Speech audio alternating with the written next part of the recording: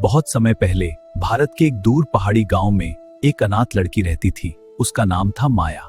गांव वाले उसे अशुभ मानते थे। ये लड़की ठीक नहीं इसके आने से ही मुसीबत आती है। बचपन से ही उसके साथ अजीब घटनाएं होती थी। जहां वह गुस्सा होती वहां तूफान उठता और जहां वह रोती वहां जीवन सूख जाता। एक दिन गांव के बुजुर्गों ने डरकर उसे जंगल के किनारे छोड़ दिया।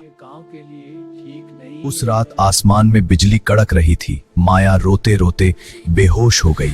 अगर दुनिया ने तुझे ठुकराया है तो अंधेरा तुझे अपनाएगा। मैं एक प्राचीन आत्मा हूँ और आज से तुझे तांत्रिक शक्तियों का ज्ञान मिलेगा। सालों तक वह जंगल में रहकर काले मंत्र सीखती रही। उसका दिल अब करुणा से नहीं, धीरे धीरे वह एक शक्तिशाली चुड़ैल बन गई। अब दुनिया मेरी ताकत देखेगी। बाल रात की तरह काले और आवाज तूफान जैसी भारी हो गई।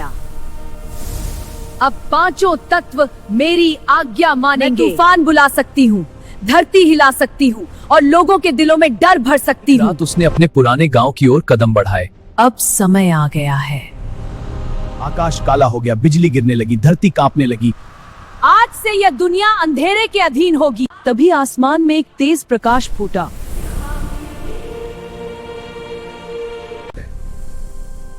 शक्ति का उद्देश्य रक्षा है, विनाश नहीं। माया, शक्ति का उपयोग विनाश के लिए नहीं, संतुलन के लिए होता है। संतुलन? जब दुनिया ने मुझे दर्द दिया तो मैं क्यों दया दिखाऊं? दोनों के बीच भयंकर युद्ध छिड़ गया। जलकर राख हो जाओ। शांत हो जाओ।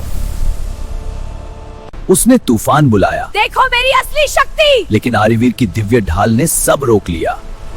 ओम प्रकाशाय नमः। उसके शरीर से निकली रोशनी ने अंधेरे को चीर दिया। छाया टूट गई। अभी भी देर नहीं हुई। अंधेरा तुम्हारी नियति नहीं है माया। विनाश के बाद भी उम्मीद बाकी थी। पर माया का दिल अंधेरे में डूब चुका था और अंततः दी से अपने भीतर समा लिया। सुबह जब सूरज उगा, गांव सुरक्षित था। लोग समझ गए, दुनिया में अंधेरा कभी पूरी तरह समाप्त नहीं होता, पर जब भी वह बढ़ेगा उसे रोकने वाला कोई न कोई अवश्य आएगा।